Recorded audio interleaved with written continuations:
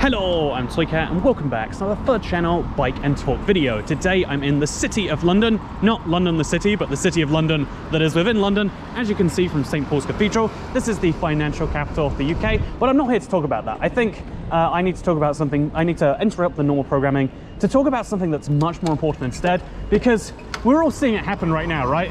There is just this huge thing that almost is being ignored by, you know, the mainstream media and by most people. But I think it's wrong. I think that just because people are ignoring it, it doesn't mean it's right to ignore. I think that it's a very important, very big thing that we have to talk about, and we need to talk about it soon. There is that tragedy that, although it's only affecting that one group, you know, it's happening in that place, you know. Well, I don't want to name the place to get too political, but we all know the thing that's happening in that place. And we know how badly it's affecting that group of people, but it seems as though people aren't speaking up about it. It seems as though this tragedy is just befalling us all in front of our eyes, and we're all remaining absolutely silent. And I think that, you know, silence is violence. If you are silent, you are complicit. You know, if you don't speak up, you are actively helping the thing take place. And I don't want to do that with this issue, because this issue is really near and dear, not to my heart, but really to the heart of all humanity.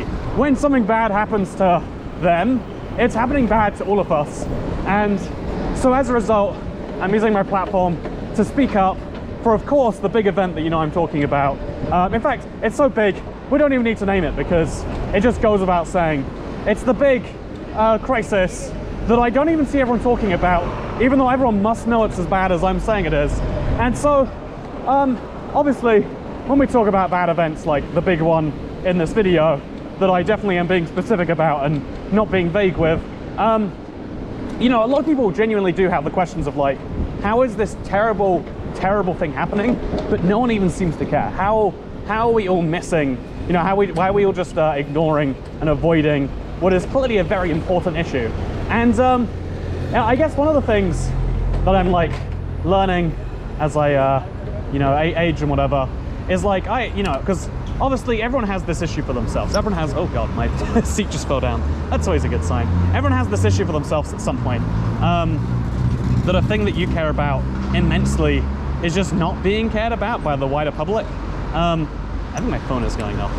This is a bad moment. I can't check it because there's a police figure right behind me. But yeah, I think there is this genuine question that a lot of people have of like, how is the world just gonna let this happen? How is the world just like that? And why is it not the single biggest priority for every other human being to change this, you know? And there's a ton of examples like this, a ton of things that I think even the majority of people might agree is broken in the world. Oh yeah, it's so weird having the saddle lower down like this, but I guess that's where we're at. I feel like everyone has this moment, and I think for most caring people, like if you have a shred of humanity in you, if not a lot more than a shred, you're gonna have this feeling a lot of times where it's like, really, this thing, it's happening and has been happening my whole life, and we haven't really done much to fix it. You know, maybe we've done a little bit, but not a lot. Or, you know, there's this big thing that's just happened and everyone's just acting like it's okay, you know, the continuation of the big bad event. And yeah, it's really interesting, because I think that the majority of people would agree that, yeah, the world is not in a perfect state.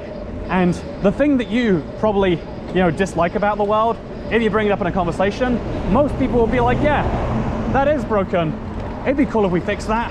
And so if we live in such a broken world, you know, we can do the thing where we're just like, yeah, I mean, you know, the most common response when you say like, oh yeah, here's a bad thing is, yeah, capitalism, man. One day we'll overthrow it, but for now, we're just living with the tragedies that come within it, it seems. I want to go on the right there, but there's so many traffic cones on the side. I don't know what they possibly mean. I'm a little scared of them. This is the Strand, by the way. It's pretty part of London. Yeah, there is this, there's this funny thing of like, if most people agree a thing is broken, why don't we fix it? And there's two parts of why that happens, in my opinion. Half of the part, I think I did a previous Bike and Talk video here. I think I'm gonna have to turn right or something to make it more interesting, because I recall all of this near perfectly, and I don't recall anything perfectly. Let's scoot in front of this traffic right here. But Okay, here we go. Nice and easy. Gonna make a right turn, and it's gonna be wonderful. But yeah, it's a really weird thing because the only, the answer I can give on that one, like I know, I could name a billion issues like, how do you feel about, not domestic terrorism, non-domestic terrorism in New Zealand, or how do you feel about the rise of COVID cases that people are just accepting? You know, like 200 cases a day is seen as like a good day in terms of deaths or whatever. I'm turning right, and I don't know if there is a way for me to, but I guess I'm just gonna do it. You hear about what's happening in Texas with women's health and or, whatever rights. Like all these things, they're happening. And the easy answer just to why these things are happening is that actually people don't care as much as you care. People think they're broadly a good thing. But I don't think that fully answers it, because if you ask 1,000 people, okay, I'm gonna take a right turn here, and no, I'm not going to actually. I should take a right turn, but I'm not crossing traffic here. I don't want to die that badly. I guess I could U-turn and then take a left, because left is the safe direction in the UK, fun fact. High traffic deaths. Every single day someone dies. In fact, the news has stopped making articles about scooter deaths at this point because of the, it's just a given. Okay, I'm now gonna slip the U-turn in.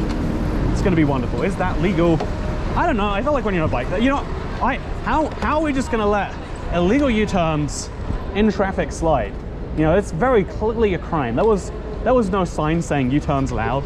I actually don't know if U-turns are allowed by default in the UK. I think they're not. I think there would have to be a specific sign or something like that to allow me to do it. But yeah, I think it's interesting too, because all of these big tragic things are happening. By the way, I've named such a small sub-selection of bad things in the world, right? Like, okay, corporate tax evasion, genocide in a region of the world, multiple regions of the world, if we're being honest. That one country that's just fallen to that one terror regime, the one country. This is definitely not a way to keep it evergreen. But like, you see what I'm saying? Like, there is an endless series of bad things that are happening, and that probably if we all came together, we could stop. But we're not. And oh God, did you hear that? I wrecked my shoe pretty bad there because of how low my saddle is. Yeah,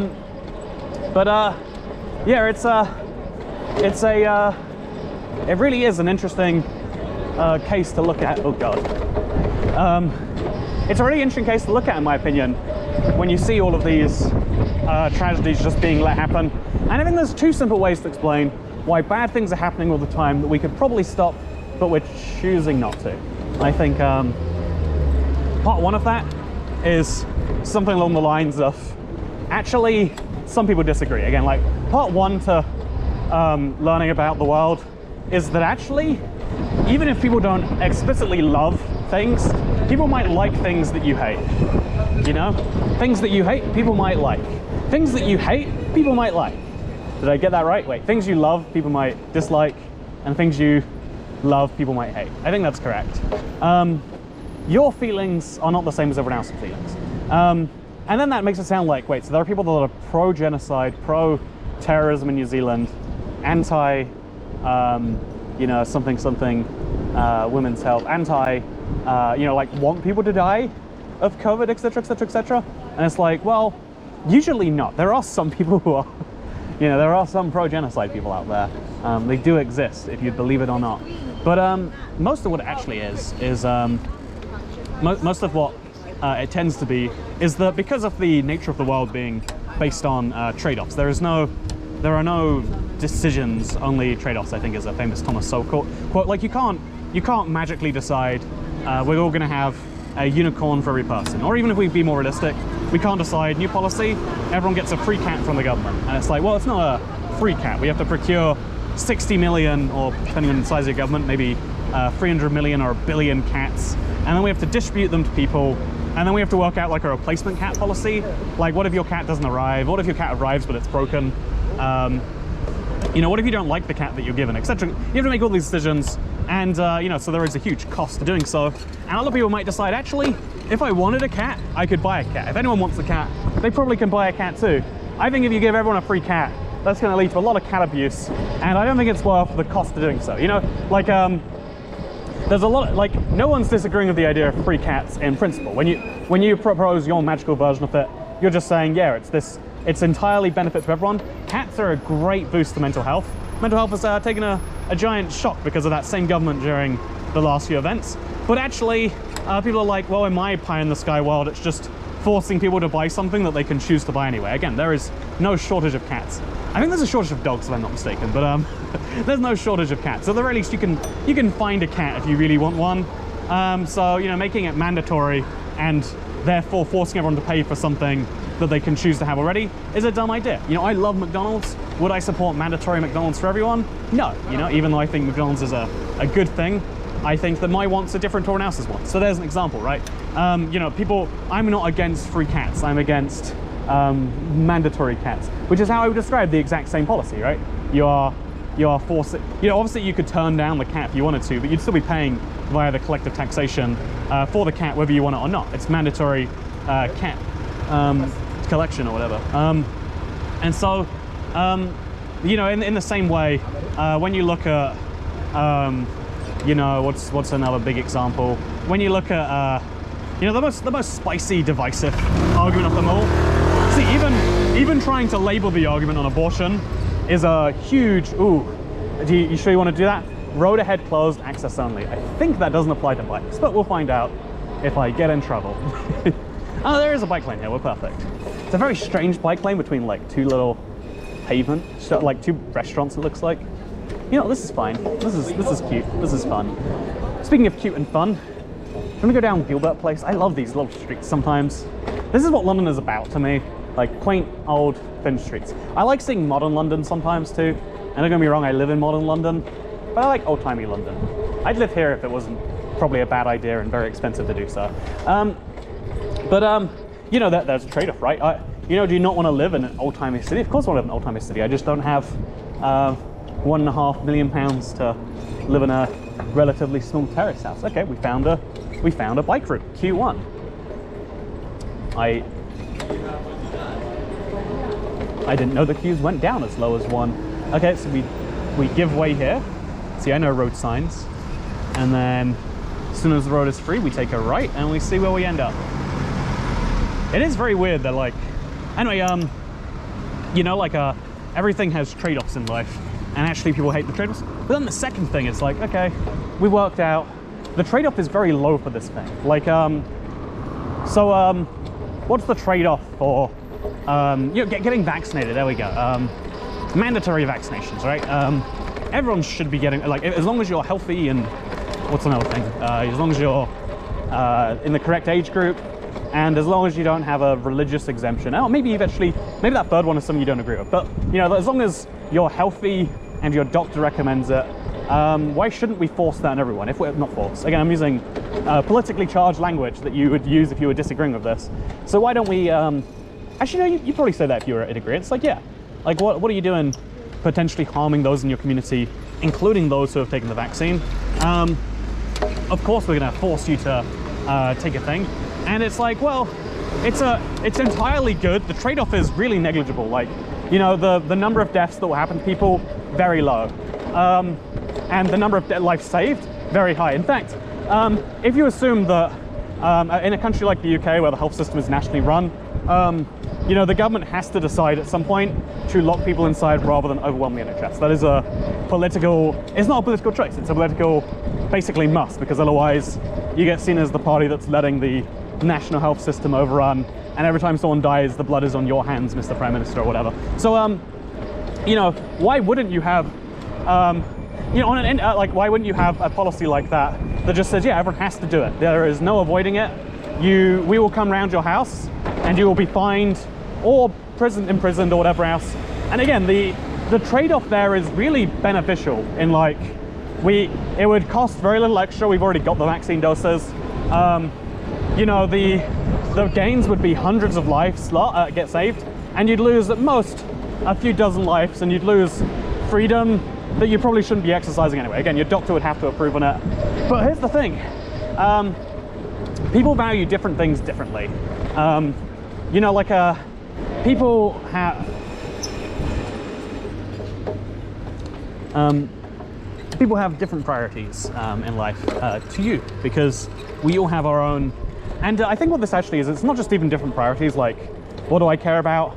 I value, you know, personal freedom and expression, your right to be you, as long as you're not messing with other people, right? Like, those are things I value highly. But I also value, I know, collective good when possible. And so those two values do come into conflict. And at some point it comes into like, okay, what do you value more? Do you value your right to choose, you know, your medical approach? Or do you value the hundreds of lives that are being lost by not doing a thing? And the answer is, it gets tricky, right? Everyone has a hard time weighing up the things they value. I like egalitarian, like I like egalitarian principles. I think we should all be as equal as we humanly can. Also, though, I like, as well as liking egalitarian principles, I also like private car ownership. I think that is one of the biggest boosts to the world. We should build as many roads as possible, and we should be also boosting the entry to learning to drive, because lots of people die on the roads. That'd be a very egalitarian principle. And it's like, actually, so I saw a guy drive around the street with like smoke bellowing out of his exhaust pipe. Like, he was actively hot. London has some of the worst air in the world. He was actively making it much, much worse. And he's probably doing some harm to himself too. And he's driving a dangerous car that could like kill him, maybe other people. Again, it's not a safe vehicle. By not allowing people to drive unsafe vehicles, right? By allowing people to drive unsafe vehicles, you're making an egalitarian choice, because then more people can drive cars than previously could. You make this great egalitarian decision, but then you're also coming into conflict with like, oh, and then some number of people will die to things. Or you could go the other way on that of like, I value transport and I value egalitarianism, but like the most egalitarian thing would be not having people die randomly to, you know, if a car swerves into me because it has broken brakes or a broken steering column, you know, the least equal thing in the world is random death. If that van reverses into me, or I don't know, what's the cause of death I could find right now? That'd be unfair. If this man on, if a person on the street stabs me, that's not very fair, because I don't get to live a life and make my own decisions. How do you like, solving this conflict between values is one of the things that I think people learn more about, like how they feel on it as they grow older. But the most interesting thing about that is like, we don't actually, the ideal would be we make a tier. I think in good times, you value like, okay, I think that public transit is good. Public transport is what we call it in the UK. Public transport is good, but also I think I value the right to, I think that, you know, like green solutions is less valuable than cheap solutions, you know. Maybe I value that, or maybe you value the other way around. Like, no, having cheap is not as good as having green, or whatever it is. You make your tier, but I value personal freedom above all of that. So if we have to arrest people or take their money in order to do those things, then I don't like that. You know, you come to this like sandwich about where you feel on things, and I think that, assuming I'm recording, by the way, this bike has bird poop all over it. And you know, I like communal ownership of things, but who's cleaning the bike when it gets bird poop done? Eventually Lime, you'd hope, or Jump, or whatever they're called. Whoever owns this bike, they're going to clean it at one point. But for now, I'm riding a bird poop bike because it's communally owned, because private property is much less efficient, but it's also much nicer for the individual involved. And what is society if not a collection of individuals? But the harder bit, more than like, oh yeah, working out where you rank the tiers, is when there is a crisis, I think we default to the least worst thing. Like, we don't want great during a crisis, we want the least worst thing. So what do you value? Like, fear is one of the biggest motivators. I want to not feel terrified to leave my house. When you know, Corona was first out there and we had no idea how bad it was, it's like, yeah, curtail all personal freedoms, because who cares about personal freedom when there is something that can potentially kill you? Again, the biggest killer of personal freedom is that, and so fear is your biggest value. Fear is a bigger value than stability, or maybe stability and fear are related. You know, stability is only important till you get to a certain point. I would say I'm pretty stable in my life right now, so I don't think about it until it's threatened, and then when it is, I'm going to move away from thinking that like, oh, actually, you know, like, I think personal freedoms are wonderful, until, you know, someone stabs me and I realize, oh, yeah, well, like, you know, maybe I get robbed for everything I'm worth. What is this crossing? It's very weirdly laid out. You know, you get what I'm saying? That there is this, you value things differently when they're under threat. And so I think that's ultimately what people actually are. Like, when your biggest thing is like, I would like to be in control of my own body, to you, that biggest thing might be, you know, thing happening in Texas, abortion law, something, something, something. Or that might mean I deserve not to be stabbed by a terrorist in New Zealand. Or that might mean I deserve not to have the, you know, the my ability to go outside determined by a local government authority. Or that might mean I deserve to be able to go outside for my essential reasons that I literally have to, like I can't avoid going to the supermarket. I deserve to be able to go outside for those essential reasons without fear, you know, absolute terror that I'll be infected with something that can kill me. Or it might mean, or it might mean that you can, you know, like, again, like to go the opposite of the terror route.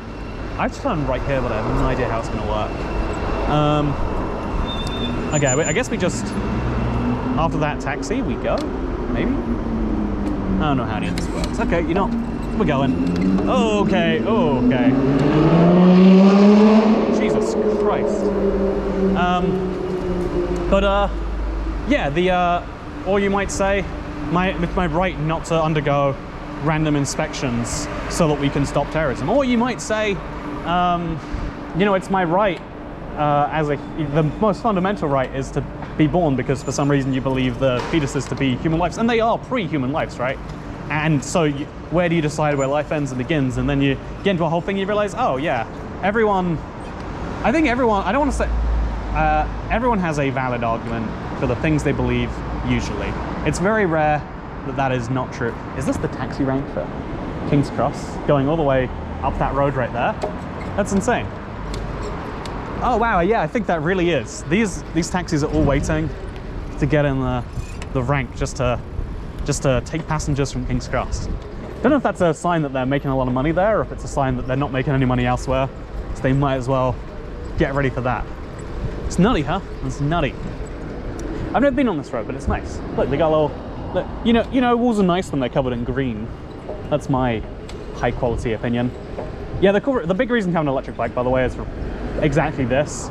I'm just casually riding. The bike's doing all the work. I'm gonna enjoy seeing hoppers on the right there, and on the left here there's, I think this is the coal yard, right, at King's Cross. It's a very nice little area, and it smells very strongly of partially legal drugs. I say partially, I think they're full on, you should not be, whatever, you know. There's another debate, right? Like, do you have the right to make bad health decisions for yourself? We agree as a society, generally yes, even to the large consequences of everyone else. And that's totally fine. Or maybe it's not, who knows for sure. All I know is, I hope you enjoyed this thing. And by the way, this is the new Google headquarters, I think. It's gonna be really cool. Look, it's covered in Android logos. I think it's great. Am I meant to be riding a bike here?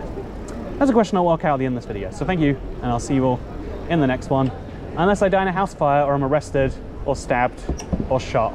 Or, you know, maybe just feel like never uploading ever again. You never know, you know? This could be the last time I ever get the want to turn on a camera. Oh, I think this must be a cycle lane, right? It looks like one. Oh no, I think this is gonna be a road. Are you allowed to use a road that's this thin as a road? I don't know the rules. The only thing I know is that I hope you all enjoyed this video. That's a loose pug, and I'll see you all next time. Goodbye.